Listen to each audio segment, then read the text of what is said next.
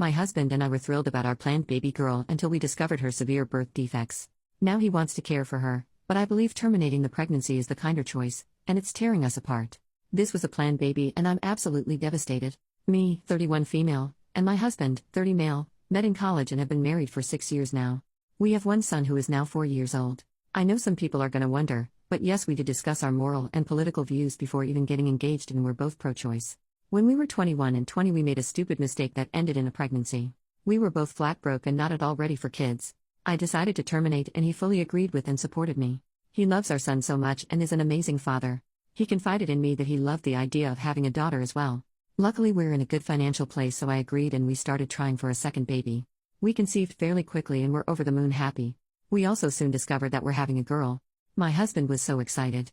As soon as he was told, he went all out and started to plan her nursery. He asked our son to help him pick which shade of pink he wanted, which crib to get, what the theme should be, etc. It was all so adorable. I don't want to reveal any personal medical history, so forgive me for being vague with the descriptions. At our last doctor's visit a few days ago, we were given the news that our daughter has severe birth defects. They think that she could possibly survive the birth, but any life that she gets to experience will be painful for her. There have been medical cases of babies with the same conditions to survive from early childhood to even the teenage years very rarely. These poor children suffer with so much pain and are uncomfortable their entire lives. They are very low functioning and need around-the-clock care, as well as several uncomfortable surgeries to try and give them a better quality of life. We were both heartbroken and cried for hours together in the car. Then we drove home in silence. Neither of us said anything until my husband began to quietly mumble his thoughts. He was going on and on about how we needed to schedule another doctor's appointment so we know what medical equipment we'd need to buy for her, and we should renovate the nursery again so we could care for her more easily. He said that he'd definitely have to talk to his boss so he can take a longer paternal leave. He wants to be by her side in the NICU until we can take her home. He talked about how we'd have to ask his mom to babysit our son more often while she's a newborn. He even said that maybe we could sell one of our cars, move to a smaller house, and take our son out of private school so we'd have more money to pay for our daughter's care. I was silent until he asked me what I thought.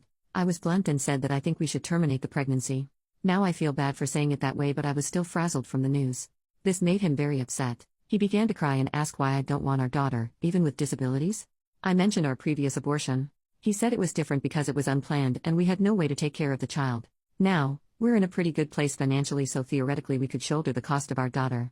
I have a bit of personal history with this type of situation. My best friend in high school was at my house all the time because her parents were way too busy with her severely autistic older brother. They did love her, but she was pushed to the side her entire childhood. I told him this story. He said that we'd do better by our son and daughter. My best friend's parents were dumb for having a second kid after they already had a disabled one. He then seemed hopeful for a minute and asked if I was just afraid. He promised that he'd be by my side the whole time and we could do this together. I told him it's not about fear. Our daughter will be in pain constantly if she's born alive. It would be a short and painful life for her. I love this baby so much already, I don't want her to suffer like that. He began to yell that even if she doesn't live long, we could still pour our hearts and souls into making her life as fulfilling as possible. I didn't respond and he stormed inside. It's been a couple days now and he won't even look me in the eyes. He sits in the new nursery for hours. Our son is very confused. I know he's grieving, but I really don't want to go further with this pregnancy. I love him so much, I have no idea what to do now. Update 7 days after the original post. After I made my original post, my husband and I rushed to get a second opinion. Nothing changed and it was still our originally diagnosed. Once I learned that, I scheduled the termination for as soon as physically possible. I didn't tell my husband at first. He kept on raving about how we could give her as much love in her life as we can.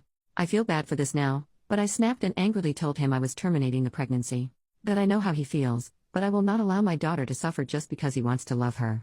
He was very angry with me after I put my foot down. After he realized his pleading wouldn't change my mind, he didn't speak a word to me. It was like he refused to even acknowledge my existence. I was terrified that he'd go and leave me all alone with the scraps of our family. I tried to explain it to my son, but I think he still doesn't understand. Then, the night before the procedure, he stepped into my room and apologized for everyone and promised to be more supportive of me from now on. I was so happy and relieved I started to sob, and he held me all night.